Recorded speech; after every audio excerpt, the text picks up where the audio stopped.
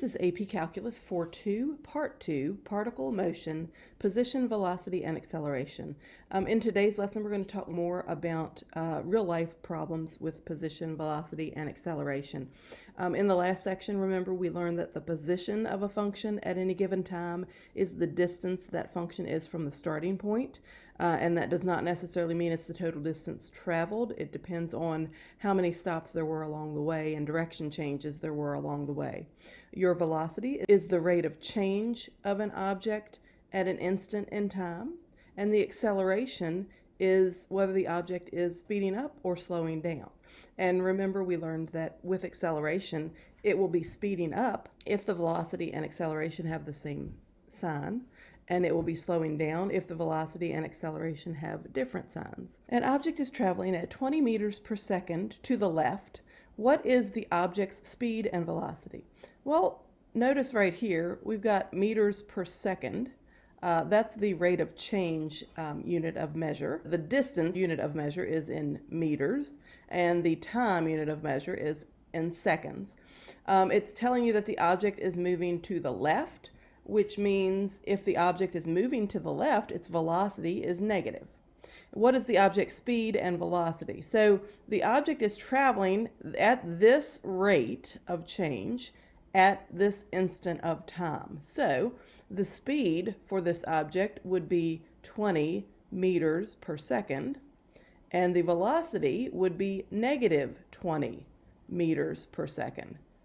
Negative because it's moving to the left. If a particle moves along a line according to the equation s of t equals t to the fifth minus 5t to the fourth for all real numbers t, then how many times does the particle reverse directions? Now, if you think about what this one is telling you, the particle moves, and we don't know whether it starts to move to the left or to the right at the beginning, but let's just say it starts moving to the right. It moves.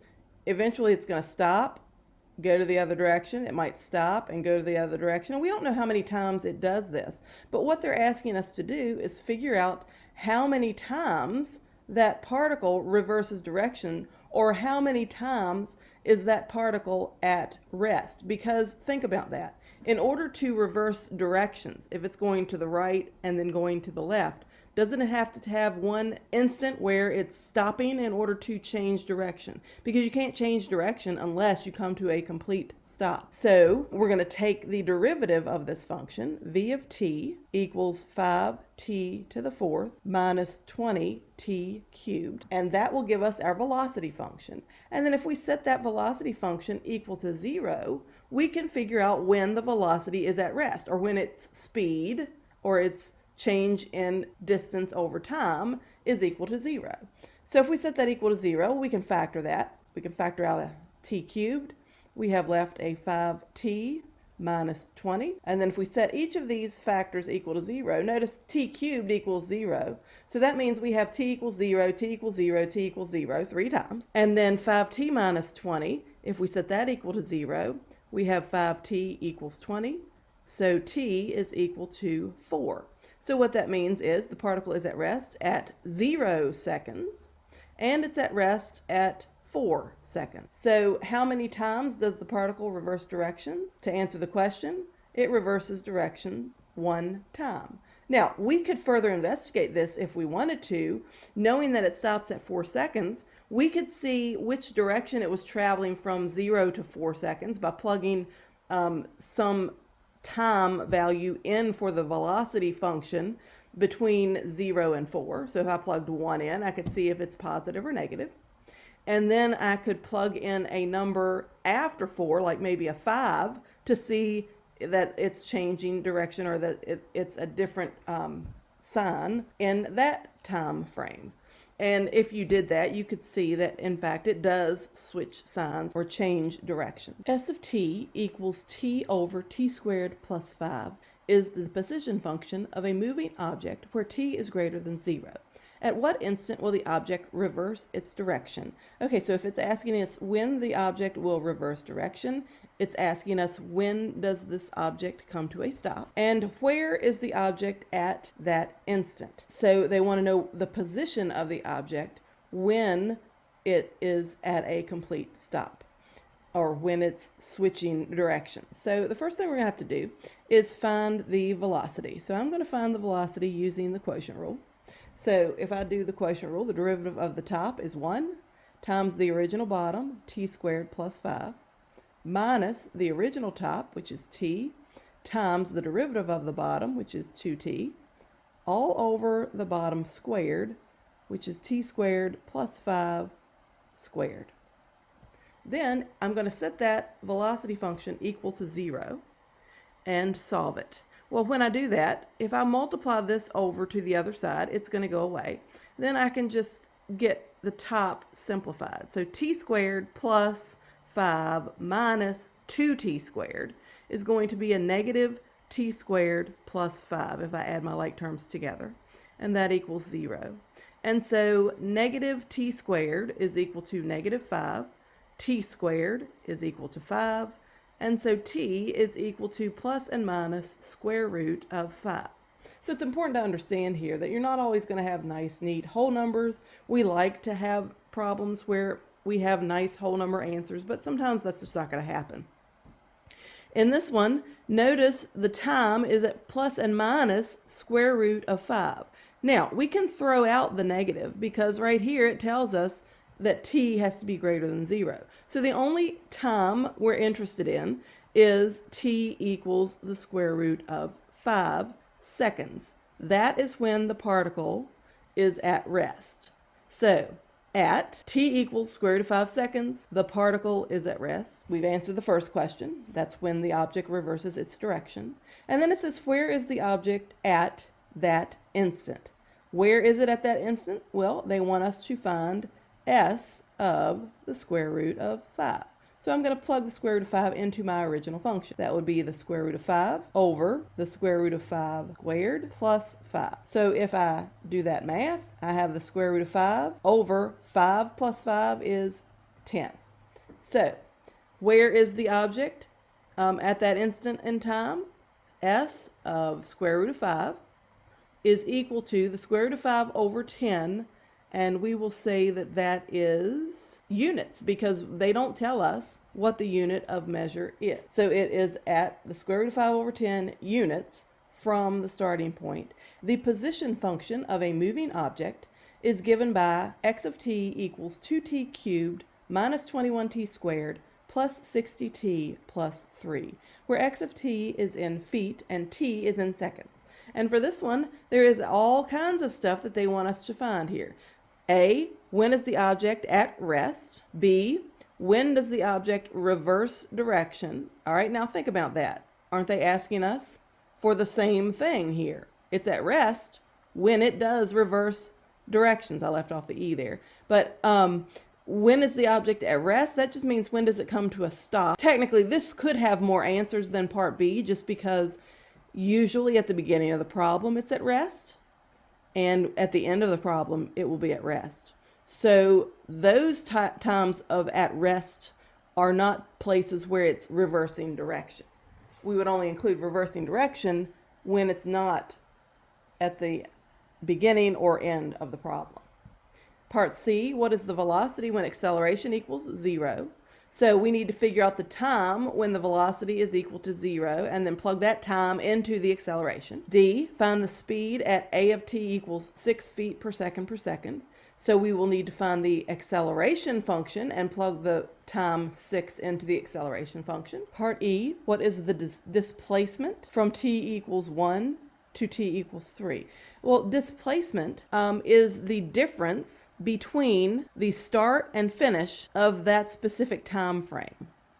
So what we would do here is we would figure out the position of the function at t equals 1 and the position of the function at t equals 3, and we would find the difference between those two numbers. The total displacement is how many feet or inches or whatever the measurement is has that object moved within that time frame.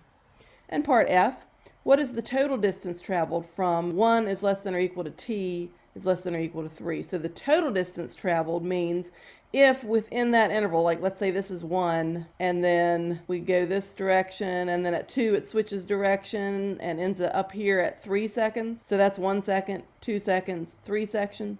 what is the total distance traveled? Well, we would have to add this distance plus this distance to get the total distance traveled. All right, so let's start with part A. When is the object at rest? Well, to figure out when it's at rest, we have to find the velocity of the function.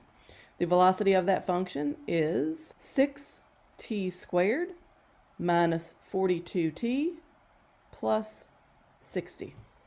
And to answer the question, it's at rest when the velocity is equal to 0. Well, I'm going to divide everything by 6 because that will make it easier to factor. And when I do that, I have t squared minus 7t plus 10 equals 0. And to factor that, what factors of 10 add to give you 7? I would say that's 5 and 2. Both negative or both minus. And when I set each of those factors equal to 0, I get t equals 5 and t equals 2. And the unit of measure here is feet per second for the velocity. So the time when the velocity is 0 is going to be at 5 seconds and at 2 seconds. So we've answered part A. Part B, when does the object reverse its direction? It will reverse direction at 5 seconds and 2 seconds. Okay, so for part B here, that's a B, we need to figure out when that particle is reversing direction. So we need to investigate that a little bit. Let's say this is the starting point. And let's see, at 2 seconds, it says it has a direction reverse. And it says it has another one at 5 seconds. So I'm going to say this is at 0 seconds. This is at 2 seconds. And let's say this is at 5 seconds. We don't know what happens to the right of 5. We don't know what happens as we go further. So all we're interested in is what's happening between 0 and 2. What direction is the object moving? And between 2 and 5, what direction is the object moving? So I'm just going to pick some time frame. An instant of time between 0 seconds and 2 seconds. So probably the easiest number to plug in would be 1. And then I'm going to pick a number between 2 and 5. I'll say at 3 seconds. We want to see what's happening at that time. Well, if I plug 1 into the velocity function right here, I would have 6 minus 42, which is negative 36, plus 60. Well, that's a positive. So that means the object is moving to the right. And then at 3, if I plug 3 into this, and it's certainly okay to use a calculator, when I plug 6 into that, I get negative 12. So that would be negative. And really here, you don't need to know the exact answer. As long as you know whether it's positive or negative, you're going to be able to answer the question. So the function is, it looks like, switching directions at 2. And then let's just plug a number in that is larger than 5 to see if it's going in a positive or negative direction here, because if it's not changing direction, we can't say that 5 is automatically a change in direction. So we need to think about a number to the right of 5 or a time to the right of 5. We don't want to go too far, so I'll just use 6 because we don't know how long it is until this comes to a complete rest. So we need to just pick a number that's pretty close to 5, and even if you picked 5.1, that would be okay too, but I tend to like to do whole number answers. So if I plug 6 in, I'm getting a positive 24. So I'm getting plus, so that means it's moving to the right again. So where are the direction changes? Well, it's what we thought it might be up here at time equals 2 seconds and 5 seconds.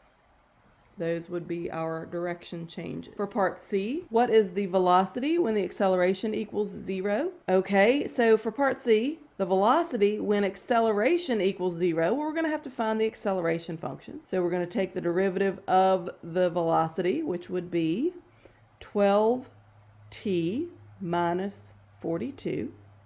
And they want the velocity when acceleration equals 0, so I'm going to set that equal to 0. So I have 12t equals 42. 42 divided by 12. See, 6 goes into both of those, so that would be 7/2, which is 3.5 seconds.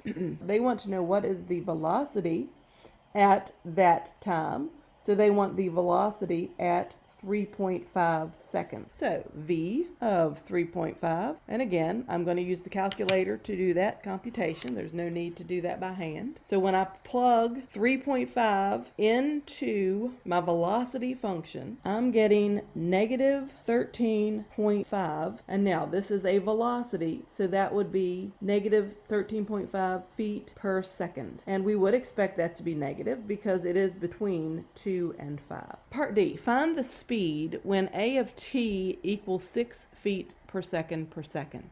Okay, this one is a little bit tricky in what they're asking for here. We want to find the speed when acceleration is equal to 6. So we need to take the acceleration function, 12t minus 42, set that equal to 6 to figure out at what time that happens. And then the time that we get, we will plug into the velocity function, take the absolute value of it, and get the speed. So to solve this function, I'm going to move the 42 to the other side. So 12t is equal to 48. And if I divide by 12, I get t equals 4. So at 4 seconds, the acceleration is equal to 6. But they ask us to find the speed when acceleration equals 6. So what they want us to do is find v at that time. So the velocity at 4 seconds. So if I plug 4 into my velocity function, I get a negative 12 feet per second. Well, if you think about that, that's my velocity. They asked for speed. So to get the speed from the velocity, I take the absolute value of negative 12. The absolute value of negative 12 is 12, and that would be in feet per second. So the speed is 12 feet per second. Part E, what is the displacement from t equals 1 to t equals 3? The displacement, well, what we need to do is find the position at 1, and we need to find the position at 3. And when we do that, the position at 1, if we plug 1 into the position function, we have 2 minus 21 is negative 19, plus 60 plus 3, and that happens at 44 feet. X of 3, if I plug 3 into the position function, I get 48 feet, and that's just simple math. So the displacement from time equals 1 to 3 will be 48 minus 44, and 48 minus 44 is 4 feet. So the displacement from time 1 to time 3 is 4 feet. And then part F, what is the total distance traveled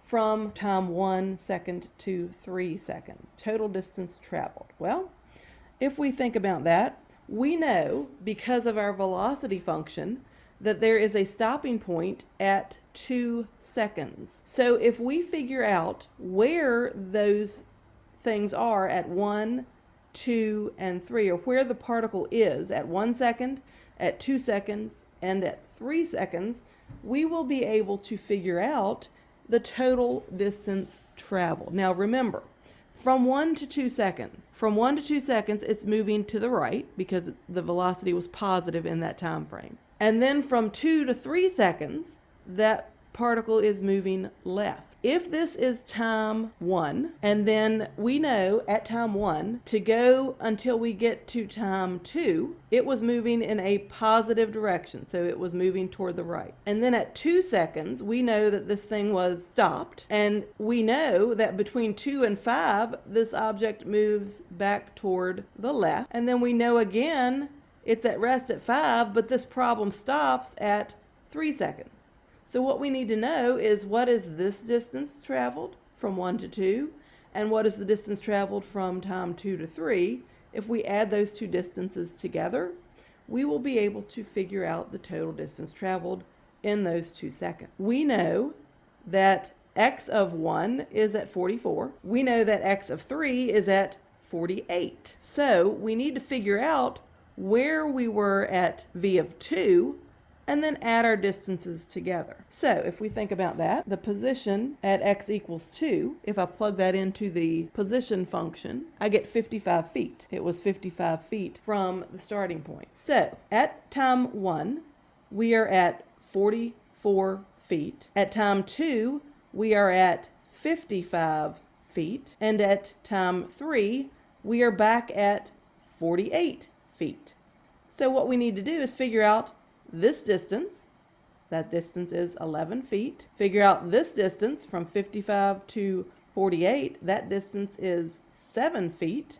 And if we add 11 plus 7, we will get 18 feet. So the total distance traveled from time equals 1 to 3 is 18 feet. Another thing you need to know about position and velocity functions, or the initial position function, is sometimes they're not going to give you the equation to plug into. You're going to have to know how to find your initial position function. If we're talking about standard units of measure, feet, inches, miles, the United States standard units of measure, your position function is always going to be negative 16 t squared plus v sub 0 of t plus s sub 0. If we're talking about metric units of measure, centimeters, meters, and so forth, kilometers, your position function will be negative 4.9 t squared plus v of 0 plus s of 0. What you need to understand about this is v of 0 is your initial velocity. So let's think about that. If a ball is dropped from a roof, or from, like, you're standing on a cliff and you drop a ball, the initial velocity of dropping something is 0 because you're not putting any force behind it. But if you're on the ground and you toss a ball or throw a ball up in the air, your initial velocity is going to have some force behind it. So it will be a number other than 0. S of 0 is your initial height. Okay, S of 0 is your initial height. So if the object starts on the ground, its initial height will be 0. But if it starts out on a cliff or a roof, you have to know how high that cliff or roof is in order to understand what to put in for your initial height. Here's an example of how we will plug in to our generic equation. It says a ball is thrown up vertically from the roof of a building that is 160 feet tall. The initial speed of the ball is 24 feet per second. If the height of the ball is measured by h of t equals negative 16 t squared plus v sub 0 t plus s sub 0, they want us to find the following things. A, what are the values of v sub 0 and s sub 0? B, how long does it take the ball to reach the maximum height? C, what is the maximum height? D, how long until the ball is level with its starting point? E, how long does it take the ball to hit the ground? F, what is the speed of the ball when it hits the ground? And G, what is the speed of the ball at t equals 1 second? Now, the good news is most problems aren't going to ask you to find all of this, but we're learning the process of doing position, velocity, and acceleration. So this is a great way to show you a bunch of different types of problems that they could ask you with one example. All right, so let's look at the first question. So let's draw a diagram first so that we can see what's happening. They say that a ball is thrown up vertically from a roof of a building. Okay, so we've got a building. I'll just say here is my building. And in order to throw something off of a roof, there's probably somebody up there taking care of that. So this person is going to throw the ball up vertically. Now you understand, even if it's thrown up vertically, the chances of you getting that throw perfect, vertical, and then down straight again is not very good. So most of the time, if you throw a ball, then it is going to go up a little bit and then back down. So this is what the movement of the ball is probably going to look like, something like that. And they did say that they told us that that ball was being thrown from the top of a roof, and the top of the roof, this distance right here, is 160. So we know the initial starting point, and we'll just say that that's where the ball started, is at 160 feet. Well, that means S sub 0 is 160. It says that the speed of the ball is 24 feet per second. Now, remember, they threw the ball up, so that means our initial velocity, since it's being thrown up, is positive 24 feet per second. So if I know that information, then haven't I figured out my position function? H of t, or the height of t, is equal to negative 16 t squared plus 24t plus 160, the initial height. So we have answered part A. S sub 0, and we probably should put in units of measure. S sub 0 is 160 feet. V sub 0 is 24 feet per second. So we've written our initial equation. Part B, how long does it take the ball to reach its maximum height? This will be the maximum height right here. We want to know how long that takes.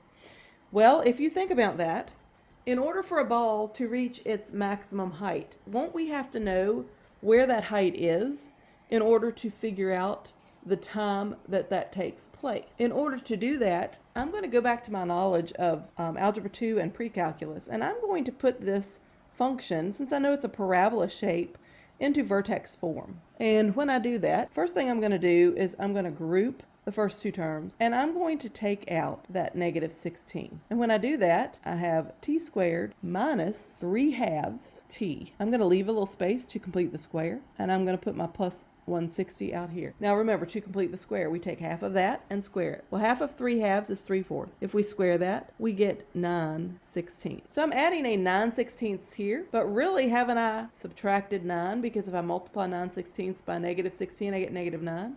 So if I subtract 9 here, I need to add 9 out here. And when I do that, I have h of t equals negative 16 times t minus 3/4 squared plus 169. So that means my vertex of this quadratic equation is 3/4, my h is 3/4, and my k is 169. This is the time when we reach our maximum height. The 169 is the max height. So now we can answer a couple of these questions. How long does it take the ball to reach its maximum height? Well, it reaches its maximum height at 3/4 of a second. So to answer part B, 3/4 of a second. C, what is the maximum height? Well, that will be the y-coordinate of our vertex. And remember when we did the maximization problems, the word problems in Algebra 2, and the maximization problems in pre-calculus, this is what we're doing here. It's just a review of stuff that you've already learned. So part C, the maximum height is 169 feet. Part D, how long until the ball is level with its starting point? Okay, the starting point. We know that ball started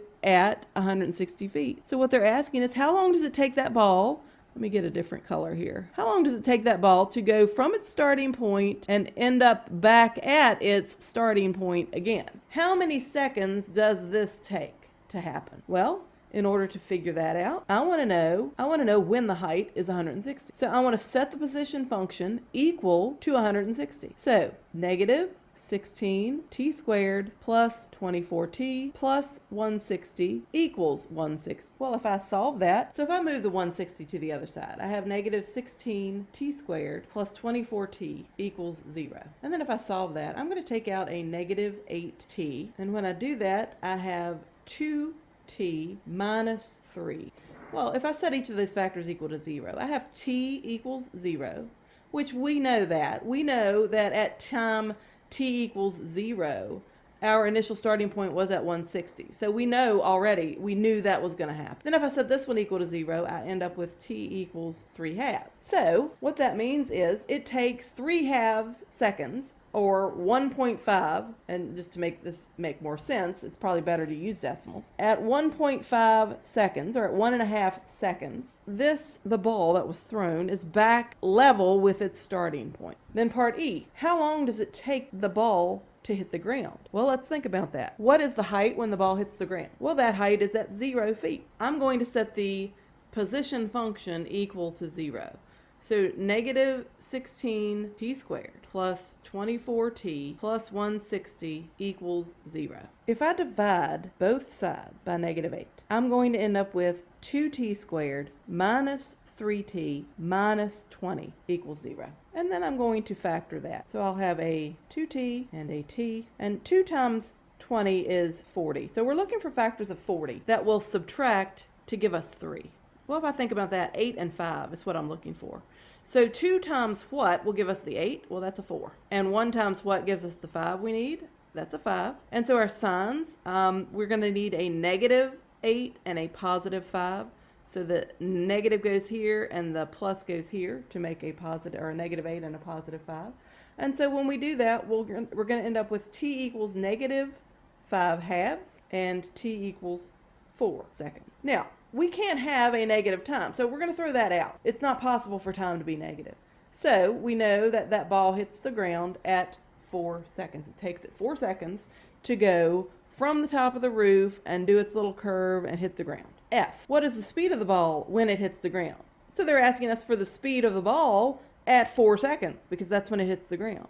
Well, we know speed is the absolute value of velocity. So I'm going to use the velocity function. So for f, we're going to take the derivative of the position function. So if I take the derivative, v of t is equal to negative 32t plus 24. And they want the velocity at the 4 seconds. So v of 4 is equal to, and you can use a calculator for this, negative 104, and that would be feet per second. So if they're asking us for the speed, we're going to take the absolute value of that. So the speed is 104 feet per second. For part G, what is the speed of the ball at t equals 1 second? Well, I'm going to plug 1 into this velocity function. So for part G, I'll just stick it right here. V of 1 is equal to negative 8. Now notice that's the velocity at 1 second. They ask for the speed. So the speed is going to be a positive 8 feet per second. And we've done all of the different parts for that problem. In this example, they give us a table instead of a bunch of information. And it says the velocity of a particle is modeled in the table below. And they give you, this is your time in seconds, and this is your velocity. So this is a function of velocity over time. Time is measured in seconds and position in meters. So our units of measure for velocity would be meters per second.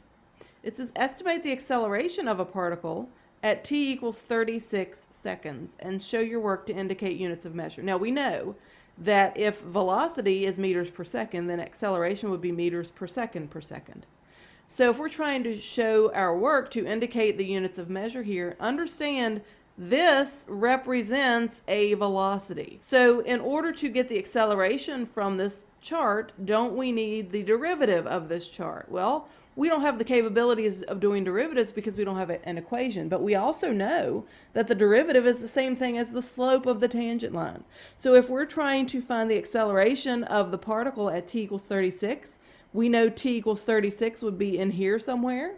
Couldn't we find the slope between those two values? The change in velocity over the change in time. So wouldn't this be v of 40 minus v of 32, because those are on the each side of the 36, over 40 minus 32. So that's our difference quotient. If we find those answers, v of 40 is 7, minus v of 32 is negative 4, over 40 minus 32 is 8. So we end up with 11 over 8. And so that would be 11 over 8 meters per second per second. You could also say that that's meters per second squared if you wanted to. That's just another way to express that. And the last example. The graph shows the position y equals s of t of an object moving along a straight line from 0 to 6 seconds. Find the intervals where the velocity is positive, negative, and 0. B, sketch the graph of the velocity function on the original graph. C, use the velocity graph to find the time intervals where acceleration is positive and negative. And D, determine when the object is speeding up or slowing down. Okay, so let's just take this one step at a time.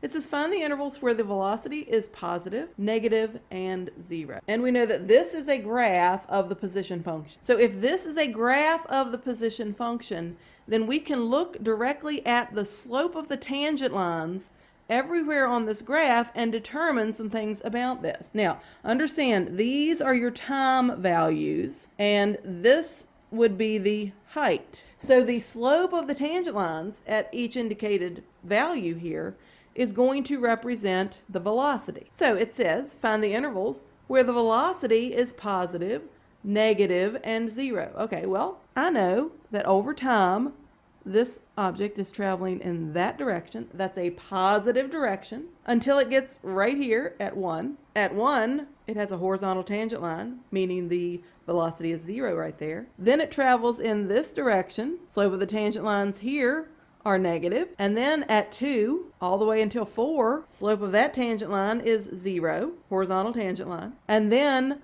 from 4 until we get to 5, look at 5, we've got another horizontal tangent line right there. Slope is negative in that direction, and slope is positive in that direction. So this enables us to answer question A. The velocity is positive, well, from 0 to 1, and I'm just going to use set notation here. It's positive again from 5 to 6.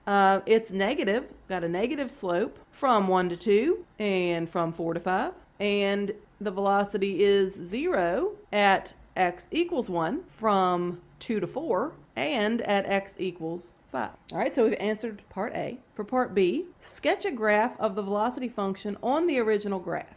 Okay, so I'm going to use this information to sketch my velocity graph here, and I'm going to get rid of my marks here just so it doesn't get confusing. So on this graph, I'm going to draw the derivative graph, or the graph of the derivative. Now, notice right here, that's where the slope of the tangent line is at 0. So down here at 1, I know that my velocity function changes from positive to negative. Okay, so to the left of 1, I have a positive slope. That means to the left of 1, my derivative, or my velocity graph, is going to be above the x-axis. Okay, I just know it's above the x-axis from 0 to 1. It's negative slope here from 1 to 2. So I know this is going to be below the x-axis from 1 to 2. And I don't know anything about how high or how low those are.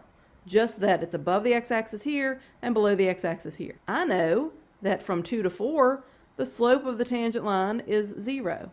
So I know from 2 to 4, my derivative graph is going to be right here on the x-axis. I know that it's a negative slope until I get to 5. At 5, there's another horizontal tangent line, so it crosses the x-axis at 5, and a positive slope here. So all I know here is from 4 to 5, my derivative is below the x-axis. And from 5 to 6, my derivative is above the x-axis. So I have graphed the velocity function in red here. That's the velocity function, velocity function, velocity function. C, use the velocity graph to find the time intervals where acceleration is positive and negative. So acceleration is going to be positive when the graph of the velocity has a positive slope. So acceleration will be positive here because this is a positive slope. So acceleration is positive from 4 to 6. Acceleration is negative when it has a negative slope. So that would be from 0 to 2 when the x values are 0 to 2 and 4 to 6. So acceleration is positive when the x values 4 to 6 in the interval 4 to 6. And the acceleration is negative when the x value goes from 0 to 2. Now, understand, from 2 to 4 and at 5. Now understand, from 2 to 4, that acceleration is 0. So it's not, we can't say that it's positive or negative because it's at 0. And oh, this is C, not B. B was the graph here. And then part D, determine when the object is speeding up or slowing down. Okay, we know the object is speeding up when the velocity and acceleration have the same sign. We know it's slowing down when the velocity and acceleration have different signs. So speeding up, slowing down. Okay, we know it's speeding up when velocity and acceleration have the same sign. Okay, this is the velocity function. The velocity is positive here and it's negative here. Well, velocity here is above the x-axis, so it's positive. But acceleration is negative because look at this direction of the slope here. So between 1 and 2, they are opposite signs. Velocity is above the x-axis, acceleration is going in a negative direction. So it's slowing down from 0 to 1. Look at this. Velocity is below the x-axis, so it's negative. Acceleration is a negative slope, so it's speeding up from 1 to 2. 0 here, can't do anything with that. Look at this one. Acceleration from 4 to 6 is positive. Let's look at velocity. Here, velocity is below the x-axis. So from 4 to 5, velocity is negative. But acceleration is in a positive direction. So they have opposite signs. So it's slowing down from 4 to 5. Here, above the x-axis means the velocity is positive. But it's also, the acceleration is positive because it's a positive slope. So from 5 to 6, the function will be speeding up. And that's it for section 4.2.